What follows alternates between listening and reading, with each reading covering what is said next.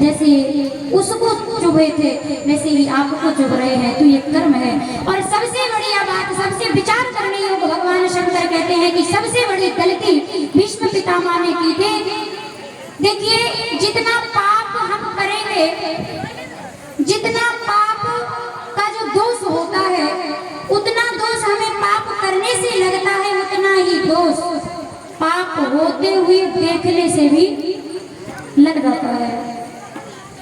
भगवान कन्हैया ने कहा, पितामह मैं जानता हूं कि तुमने कोई पाप नहीं किया, लेकिन ध्यान देना आपने पाप होते हुए देखा है। कब?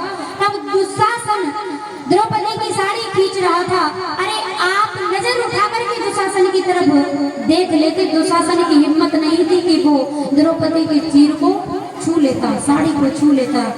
आपने गलती कर दी, या तो आप उठ करके वहां से चले जाते, देखते नहीं तो आपको दोष नहीं लगता। आपको अगर सामर्थ्यता भगवान ने दी है तो याद रखना, अगर हमारी आंखों के सामने गलत हो रहा है, पाप हो रहा है, अगर हमारे भीतर सामर्थ्यता है तो रोकिए, और अगर नहीं है तो तुरंत उठ करके वहां से चले जाइए, लेकिन पाप होते हुए देखना नहीं है। भीष्म पितामह ने देखा, भगवान ने कहा तुमने गलत किया नहीं, लेकिन गलत होते हुए देखा है, इसलिए उसी का दोष कि आपको लग गया है, इसलिए आपको भोगना पड़ा। दूसरी तरफ जटायु जी ने कोई पुण्य नहीं किया, कोई भंडारा नहीं किया, कोई यज्ञ नहीं किया, लेकिन एक अच्छा काम कर दिया कि गलत होते हुए नहीं देखा। जटायु जी ने कहा, लक्ष्मण मैं जानता था कि मैं दशानन से अगर पंगा लूंगा तो जरूर मेरी मृत्यु तय है, लेकिन मैं अपनी आंखों से कभी गलत होते हुए नहीं देख सकता। भगवान प्रसन्न होकर के कहने लगे, बस इसीलिए तो हम आकर के आपको दर्शन दिए हैं। दूसरी तरफ जटायु जी ने कहा कि मेरे तो पंख कट चुके थे। लक्ष्मण जी ने कहा बड़ा कष्ट हो रहा होगा, दुख हो रहा होगा। जटायु जी ने कहा नहीं, क्यों?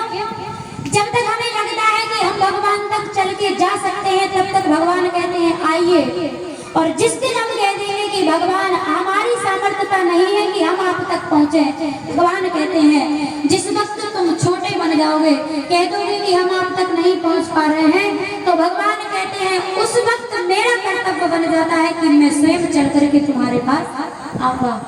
और सबसे बड़ी बात तो ये है, भगवान राम ने, आप पूरी रामचरितमानस देख लेना, राम ने जटायु जी के अलावा अंतिम संस्कार राम जी ने अपने हाथों से किसी का नहीं किया। यहाँ तक कि महाराज दशरथ को ये सौभाग्य प्राप्त नहीं हुआ, जटायु जी को। क्यों? क्योंकि ये भी वही बात आ गई है जो उस दिन आई थी कि महाराज दशरथ राम जी को दान दे चुके थे। किसको? जटायु जी को। एक बार की बात है, महाराज दशरथ देवताओं के पास पहुंचे और ऊपर की तरफ से नीचे आते कि महाराज दशरथ वो पात्र हैं जो शरीर के साथ स्वर्ग जा सकते थे, नर्क जा सकते थे, हर जगह घूम करके देवताओं की तरह आ जाते थे। अगर हमें स्वर्ग में जाना है तो मरना पड़ेगा, मरने के बाद पहुंच सकते हैं, लेकिन महाराज दशरथ शरीर के साथ में जाते थे। एक बार की बात है, देवताओं से कोई मीटिंग रही होगी, पहुंचे, मीटिंग होकर के जैसे ही नीचे की तरफ आ रहे थे, रास्ते में कोई काला काला व्यक्ति नजर आया। दशरथ जी को देख करके वो काला व्यक्ति पीछ कर लेता है दशरथ की तरफ। महाराज दशरथ ने कहा कि भैया कौन हो? सब मुझे देख करके प्रणाम करते हैं, मैं अयोध्या नरेश महाराज दशरथ हूँ, आप कौन है? उस काले काले व्यक्ति ने कहा कि आप जो भी है मैं जानता हूँ, आप जैसे जा रहे हैं निकल जाइए, मैं आपकी तरफ नहीं देखूंगा। दशरथ जी ने कहा कि क्यों नहीं देखोगे? आपको एक बार तो मेरी तरफ देखना होगा।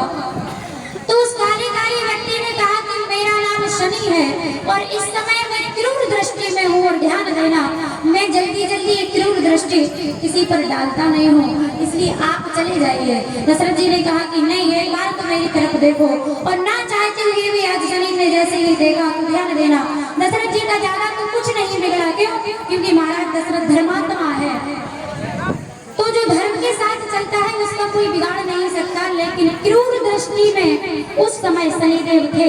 सो आज हल्का सा प्रभाव पड़ा कि महाराज दशरथ बेहोश हो गए। और ध्यान देना, बेहोश होकर के भगवान शंकर कहते हैं पार्वती जैसे ही नीचे की तरफ आ रहे थे उसी जंगल में गिरने वाले थे जहाँ पर जटायु जी बैठे हुए थे।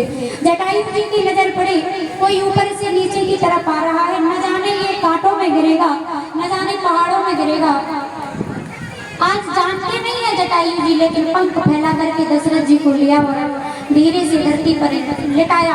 बड़ी देर के बाद महाराज दशरथ होश में आते हैं। सामने देखा एक गिद्ध, परिचय पूछा, इन्होंने बताया मेरा नाम जटायु है। इन्होंने कहा हम अयोध्या नरेश महाराज दशरथ हैं। आज दशरथ जी ने कहा कि आपने मेरे प्राणों को बचाया है, बताओ क्या चाहिए, जो मांगोगे सो मिलेगा। आज जटायु जी ने कहा कि नहीं, हमने आपको बचाया है, कोई बड़ी बात नहीं है, गिरते हुए को बचाना ही सबसे बड़ी बात है। तो दशरथ जी ने कहा कि आपने तो ये समझ लो कि एक मित्र का कर्तव्य पूरा किया है, तो आज से आप हमारे मित्र हुए। जटायु जी ने कहा जब मित्र ही कह दिया तो फिर मांगने की क्या बात है, मित्र का कर्तव्य है मुसीबत में मित्र का साथ देना, कुछ नहीं चाहिए। और दशरथ जी ने बार बार कहा कि जटायु जी ने वो मांग लिया जो दशरथ ने कभी सोचा ही नहीं था। जटायु जी ने कहा अगर देना चाहते हो तो इतना दे दो, जब मेरा दुनिया से जाना हो तो मेरी इच्छा है कि अंतिम संस्कार आपके ज्येष्ठ पुत्र के हाथों द्वारा ही हो, यानी ज्येष्ठ पुत्र आप मुझे दे देना। तब दशरथ जी को विचार आया कि अभी तक तो पुत्र मेरे पास है ही नहीं, और तभी जाकर के भगवान का आगमन हुआ, क्योंकि तभी एक बार भूपत मनमाही। उसी समय दशरथ को लगा कि अब पुत्र मेरे लिए ना सही, लेकिन जो वचन मैंने जटायु को दिया है उस वचन को पूरा करने के लिए एक पुत्र का होना बहुत जरूरी है। आज बस यही कारण है, आज भगवान राम ने अपने हाथों से, क्योंकि जटायु जी ने राम के सामने ही राम राम कहते हुए पता बता ही दिया है कि जानकी जी को दशानन हर के ले गया है, और राम राम कहते हुए इसने अपने प्राणों को त्याग दिया। भगवान राम ने अपने ही हाथों से अंतिम संस्कार किया। आगे की तरफ बढ़े तो एक नहीं अनेक भक्तों को दर्शन देते हुए सबका उद्धार करते हुए भगवान राम आगे की तरफ बढ़े। और एक भक्त और है जिसने अपना पूरा जीवन भगवान के लिए समर्पित कर दिया। वो कौन है कि सबरी सवार रास्ता आएंगे राम जी।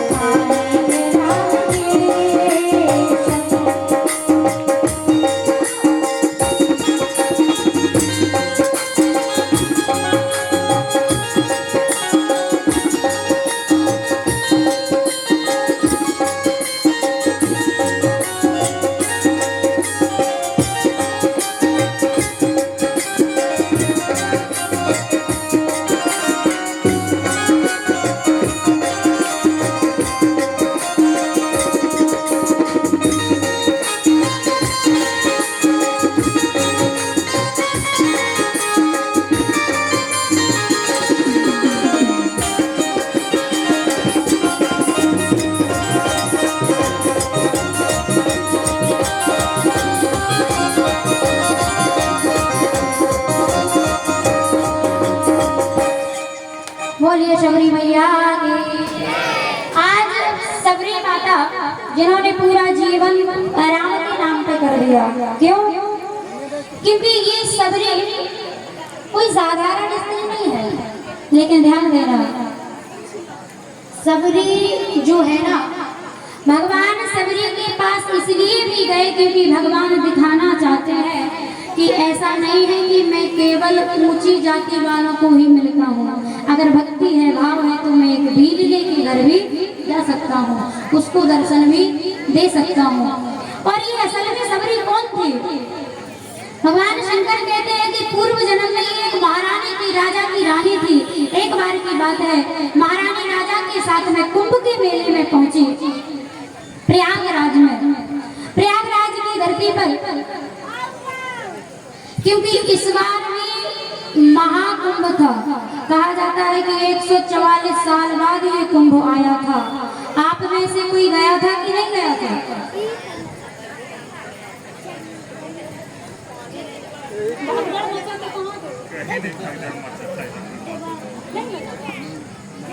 मजा था नहीं गए, शिवरात्रि के दिन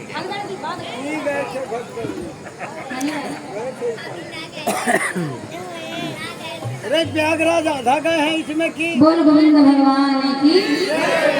कुंभ में स्नान करने के लिए महारानी जब पहुंची तो ध्यान देना, आगे राजा रथ पर बैठ करके पीछे महारानी पालकी में बैठी हुई चली जा रही थी।